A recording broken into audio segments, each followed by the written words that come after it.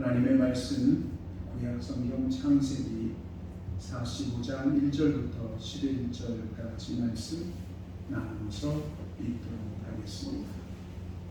요셉이 시종았던 자들 앞에서 그 정을 억제하지 못하여 소리질러 모든 사람을 자기에게서 물러가라 하고 그 형제들에게 자기를 알리니 그때 그와 함께한 다른 사람이 없었더라. 요셉이 그 소리로 애굽 사람에게 들리며 바로의 군중이 들리더라. 요셉이 그 형들에게 이르되 나는 요셉이라. 내 아버지께서 아직 살아 계시니이다. 형들이 그 앞에서 놀라서 대답하지 못하더라. 요셉이 형들에게 이르되 네게 가까이 오소서. 그들이 가까이 가니 이르되 나는 당신들의 아우 요셉이니 당신들이 애굽의 판자라. 당신들이 나를 이곳에 팔았다고 해서 근심하지 마소서. 한탄하지 마소서. 하나님이 생명을 구원하시려고 나를 당신들보다 먼저 보내셨나이다. 이 땅에 2년 동안 흉림이 들었으나 아직 5년은 가까이도 못하고 추수도 못할지라. 하나님이 큰 구원으로 당신들의 생명을 보존하고 당신들의 후손을 세상에 두시려고 나를 당신들보다 먼저 보내셨나니 그런즉 나를 이리로 보낸 이는 당신들이 아니요 하나님이시라. 하나님이 나를 바로에게 아버지로 삼으시고 그 온 집의 주로 삼으시며 애굽 온 땅의 통치자로 삼으셨나이다. 당신들은 속히 아버지께로 올라가서 아뢰기를 아버지의 아들 요셉의 말에 하나님이 나를 애굽 전국의 주로 세우셨으니 지체 말고 내게로 내려오사 아버지의 아들들과 아버지의 손자들과 아버지의 양과 소와 모든 소유가 고센 땅에 머물며 나와 가깝게 하소서.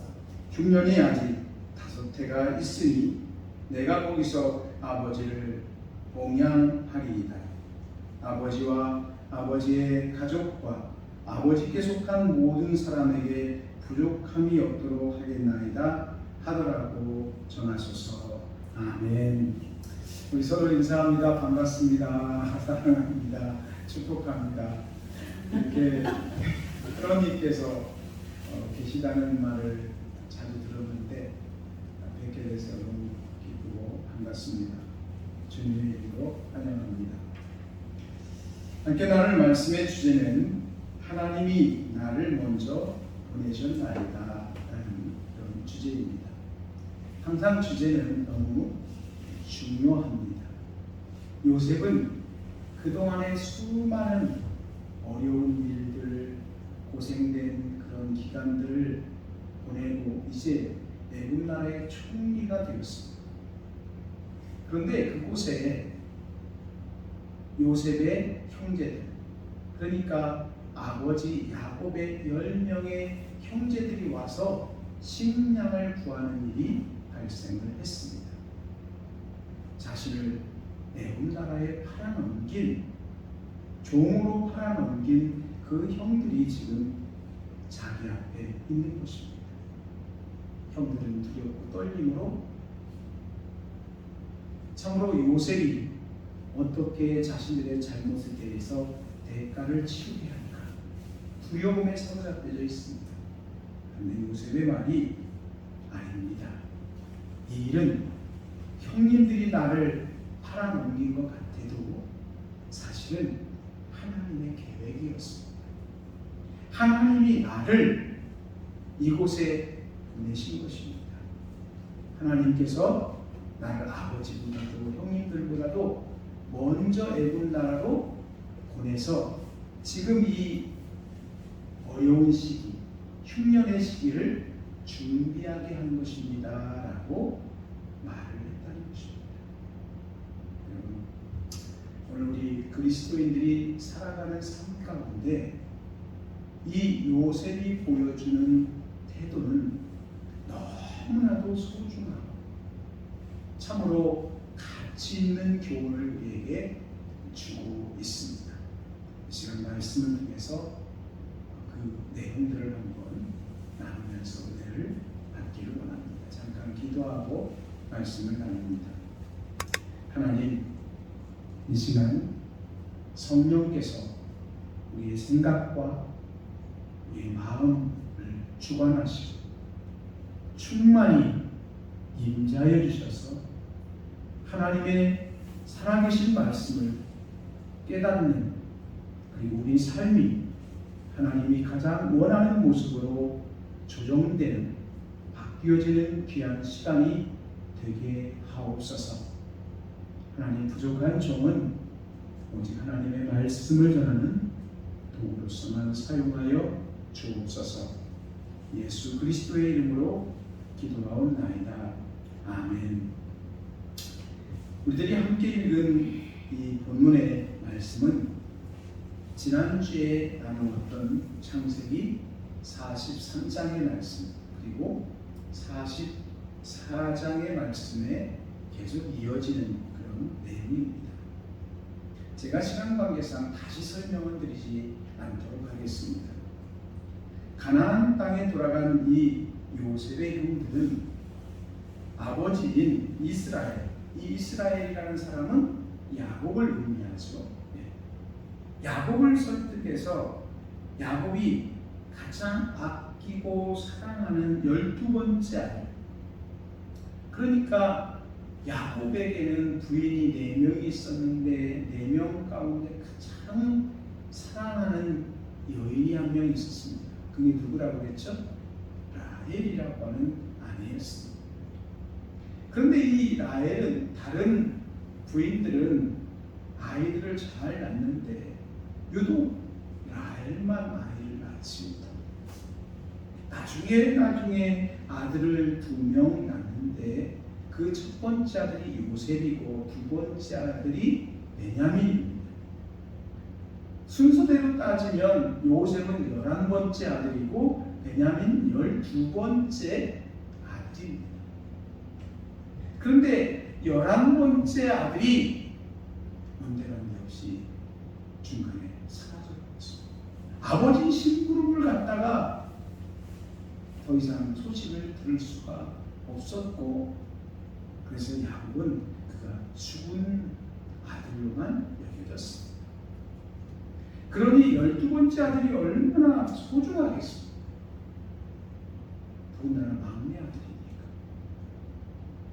그래서 이 10명의 형들은 요셉이 말한 것처럼 12번째 아들 데려오지 아니하면 지금 붙잡혀져 있는 이 형제 가운데 한 사람은 죽을 수밖에 없는 것이죠. 그리고 다시는 식량을 구할 수가 없는 그런 상황에 놓여져 있는 가운데서 아버지를 설득했습니다. 애굽의 총리가 12번째 아들을 반드시 데려오라고 했고 우리들이 다시 데리고 가겠다라고 약속을 했습니다.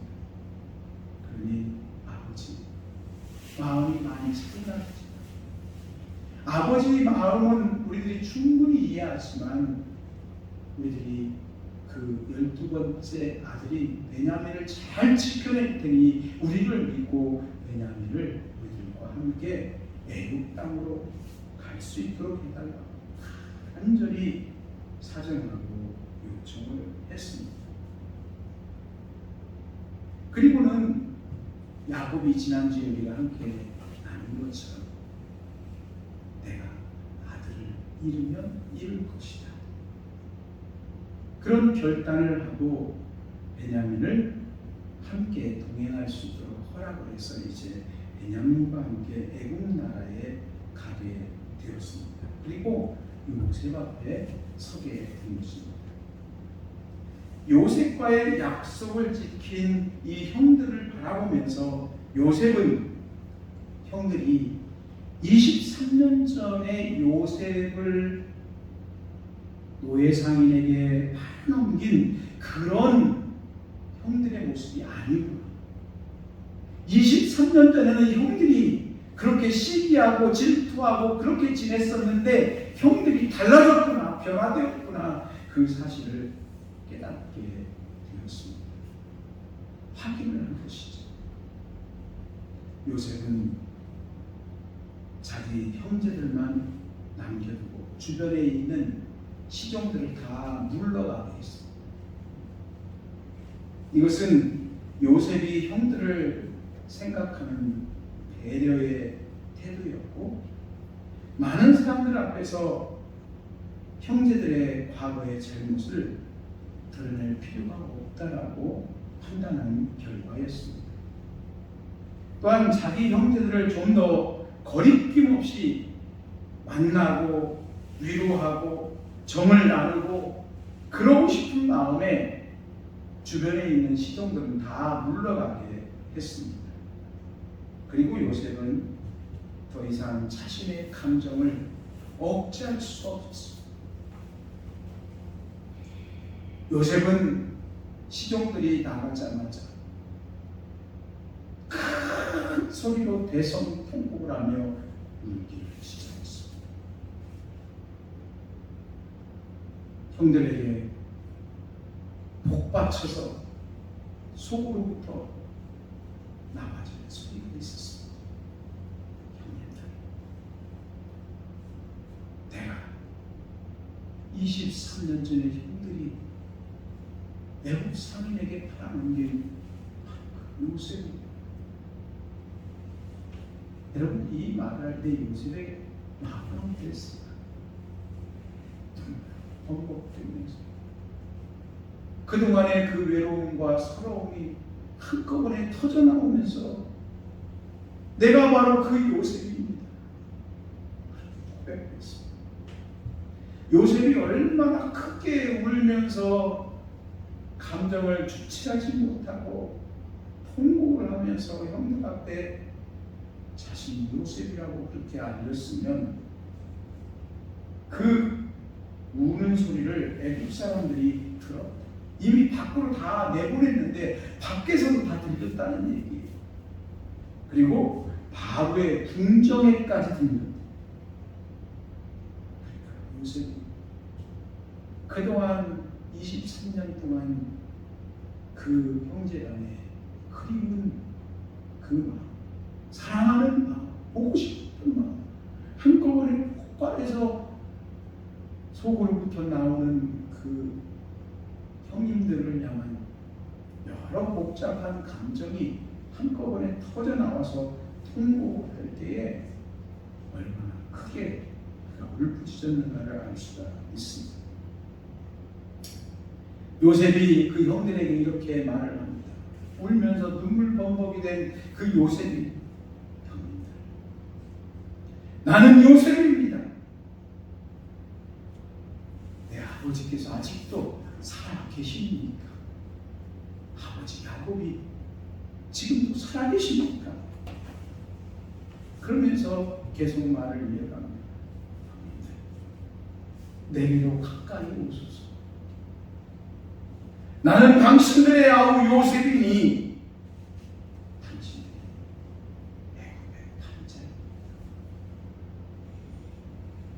그렇게 울부짖으며 형님들과의 상봉하는 시간을 갖게 됩니다. 요셉의 고백을 들은 형들은 그 앞에서 놀라서 아무런 말을 할 수 없었습니다. 요셉의 형들은 자신들이 잘못했던 그 과거의 큰 잘못으로 인해서 보복을 당하지 않을까 두려움에 사로잡혀 있었습니다. 요셉은 두려워하는 형들을 안심시키며 이렇게 말을 합니다. 형님들이 나를 이곳에 팔았다라고 해서 근심하지 마십시오. 형님들 절대로 한탄하지 마십시오. 사실은 하나님이 우리 가족들, 아버지와 형님들을 생명을 구원하시려고 나를 당신들보다 먼저 이곳 애굽 나라에 보내신 것입니다.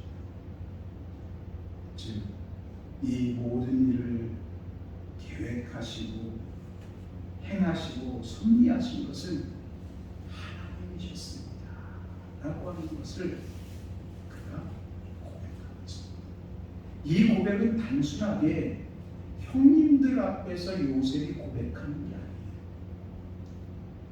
하나님의 말씀인 성경이 오늘 이곳에 있는 우리들을 향해서 가르쳐주는 말씀.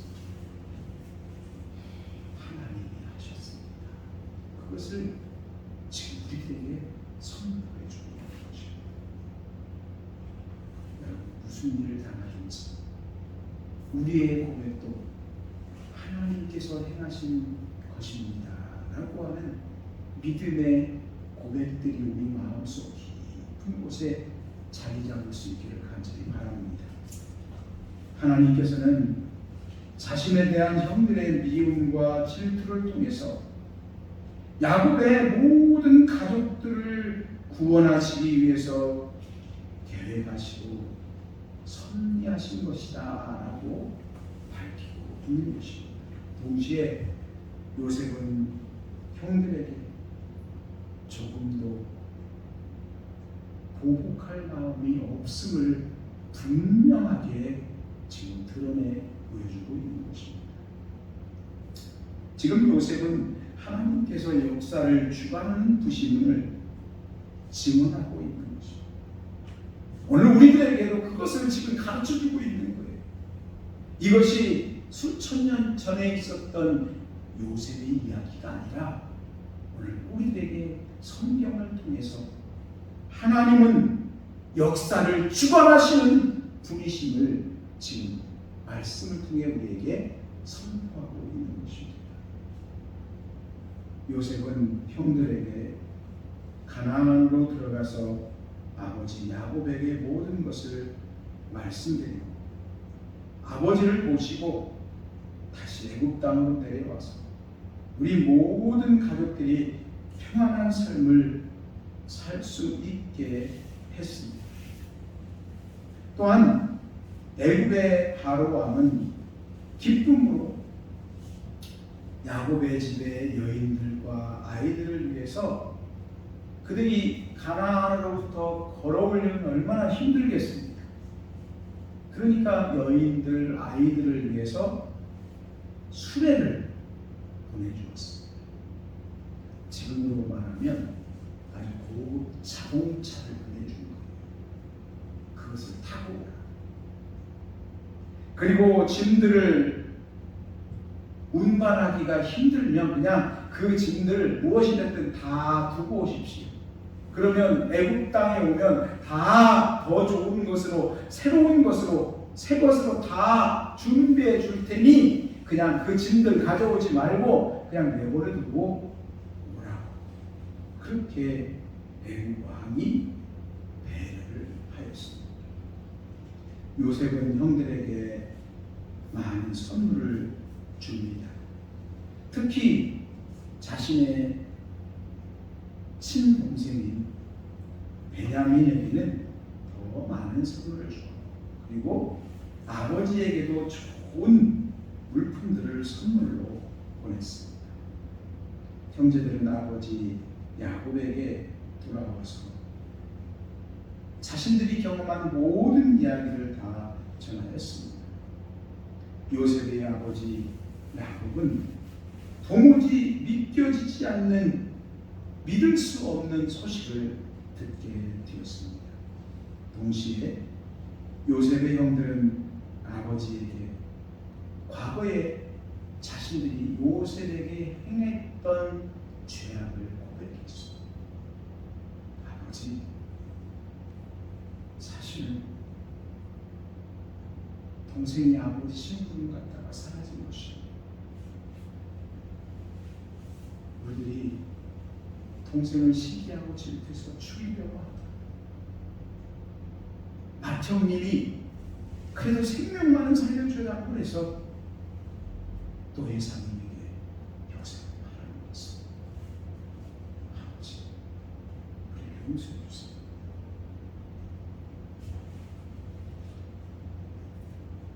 하나님은 이렇게 해서 언약의 백성들, 하나님의 백성들이 죄를 회개하도록 이끄셨어요. 많은 사람들은 고난을 당하게 되면 힘들어합니다. 하지만 요셉은 자신의 고난 가운데 하나님의 뜻을 발견하게 되었습니다.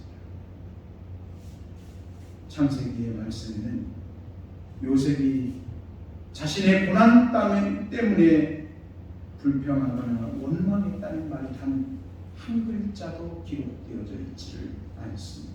여러분, 우리들도 고난과 어려움을 당할 때에 실망하거나 누군가를 원망하거나 좌절에 사로잡히거나 그럴 것이 아니라 우리가 그런 어려운 일을 당하면 그때 하나님, 이 일이 어떤 의미가 있습니까?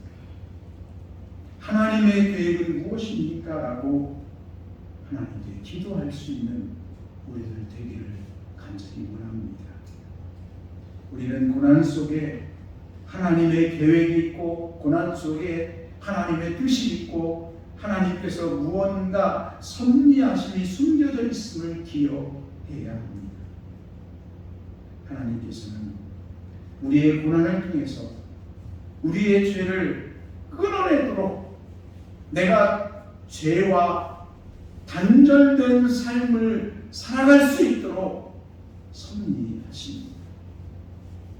우리를 겸손하게 도와주시고 죄를 끊어내는 일에 있어서 이 고난이라고 하는 것을 하나님께서 하나의 수단으로 사용을 하시는 것입니다. 우리는 무슨 일에 조금만 성공하면 자만과 교만에 사로잡히기가 쉽습니다. 그래서 세상적으로 좀 성공하면 하나님의 말씀에 떠나가게 돼요. 사회적인 명성을 얻게 되면 하나님의 영광을 드러내기보다 오히려 죄를 지을 생각에 사로잡히기가 쉽습니다. 죄에 대한 의식이 약해지고 나태함에 빠지게 됩니다. 우리가 유명 인사들을 보잖아요. 연예인들을 한번 보세요. 연예인들 가운데 신앙생활을 열심히 하는 사람들이 있었어요. 그런데 그들이 인기를 얻고 이름이 알려지고 그러면 믿음에서 떠나가서 엉뚱한 일에 연루가 되고 그래서 신앙을 떠나가는 경우를 많이 봅니다. 우리들도 역시 마찬가지죠. 항상 우리들이 하나님 앞에서 그만에 빠지지 않기 위해서 늘 기도하는 우리들이 되어야 하겠습니다. 또한 하나님께서는 우리들을 하나님 나라에 합당한 사람으로 만드시기 위해서 고난이라고 하는 것을 때때로 사용하십니다. 요셉은 모든 고난과 역경 가운데서도 하나님의 섭리가 있음을 믿었습니다. 그러므로 요셉을 고난 속에서 넘어지지 않고 믿음으로 설 수가 있었습니다. 요셉은 보디발의 아내의 유혹에 빠질 수도 있었는데 믿음으로 이겨냈습니다. 요셉은 재물과 명예와 욕심에 사로잡힐 수도 있었지만 믿음으로 이겨냈습니다. 하나님께서는 요셉에게 순간순간 은혜를 베푸셔서 반복적으로 믿음을 주셔서 이같이 승리하도록 섭리하셨습니다. 사실 하나님의 계획, 하나님의 뜻은 우리가 쉽게 이해할 수 없는 경우들이 많이 있습니다. 창세기의 말씀에는 요셉보다도 먼저 애굽 땅으로 내려갔던 사람들이 기록이 되어져 있습니다. 어떤 사람들일까요? 창세기 12장에 하나님의 부름을 받은 아브라함. 그 아브라함이 하나님께서 가나안 땅을 주셨는데 가나안 땅을 버리고 애굽 땅으로 갔었습니다. 그런데 하나님께서는 그때 아브라함을 다시 가나안 땅으로 되돌려 보내셨습니다. 그리고 그 다음에 이삭이라는 아브라함의 아들 이삭도 역시 애굽 땅으로 내려갔었습니다. 그러나 하나님께서 이삭도 다시 가나안 땅으로 되돌아가게 하셨습니다. 그런데 요셉을 통해서는 하나님께서 아브라함의 자손들, 즉 야곱과 그에 속한 모든 가족들을 또 함께 돕는 일꾼들, 종들, 모든 가축들까지 다 애굽 땅으로 아예 전체를 다 이주를 시키는 그런 일을 지금 우리가 보고 있습니다. 이 말씀에 바로 그런 내용입니다. 다시 말하면 창세기 45장의 이 말씀으로 되돌아가보게 되면 야곱은 아들들의 말을 듣고 이제 애굽 나라 왕이 보내주는 수레에 또 선물에 그 모든 것을 바꾸는 모든 가족들을 다 그리고 종들과 또 가축들을 데리고 애굽 나라로 가게 되는 것입니다. 그리고 감동적으로 애굽에서 요셉과 만나게 되는 것입니다. 하나님은 야곱 가족의 온 식구들, 야곱과 관련된 모든 주변 사람들, 그 가족들, 가축들, 재산들, 그 모든 것을 가지고 애굽 나라에 와서 살아가게 했습니다. 자, 그러면 여러분, 왜 하나님께서는 아브라함이 애굽 나라로 갔을 때는 되돌려 보내요? 이삭이 애굽으로 갔을 때는 되돌려 보냈는데 이 요셉이 애굽에 갔을 때는 야곱과 모든 가나안 땅에 살고 있는 그 야곱 가족들, 아브라함의 후손들을 다 애굽 땅으로 이끌어 갔을까요? 여러분, 고대 사회에서는요, 어떤 사람들이 그룹을 이룬다는 게 쉽지가 않았어요. 좀 어느 정도 수백 명쯤 사람들이 모이면요, 반드시 주변에 있는 좀 힘이 센 사람들이 와서 그 사람들을 정복해버려요. 그리고 그의 소유들을 다 빼앗아 버리고 종을 삼고 그렇게 됩니다. 만약에 그렇게 되면 어떻게 될까요? 그렇게 되면 하나님께서 아브라함에게 약속한 생육하고 번성하라, 저 하늘의 별들처럼 바다의 모래알처럼 너희 백성들이 많게 해주겠다라고 하는 그 약속은 이루어질 수가 없는 것이죠. 하나님께서는 마치 이스라엘 그 민족의 모태를 이 애굽 나라를 사용해서 이제 이루게 하신 것입니다. 애굽의 야곱의 모든 가족들과 재산들이 다 내려가서 그리고 그곳에서 생육하고 번성하고 나중에 출애굽할 때에 최소한 남자의 숫자만 200만 그 숫자가 되도록 애굽에서 생육하고 번성하는 역사가 일어납니다. 제가 앞서서 말씀드렸죠. 이 고대 사회에서는 조금만 큰 그룹이 생기면 어떻게 된다고요? 주변에 강한 사람이 와서 정복을 해버린다고 했죠.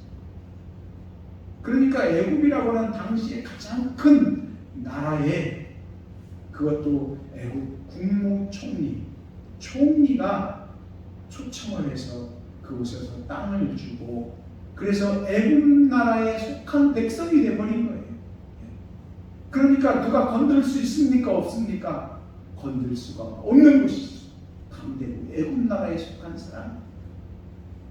그래서 그곳에서 생육하고 번성해서 남자의 수만 200만 명이 넘는 그런 이스라엘 큰 민족으로 되는 역사가 바로 이 요셉의 이야기를 통해서 이루어지도록 하나님이 계획하고 섭리하셨다라고 하는 사실입니다.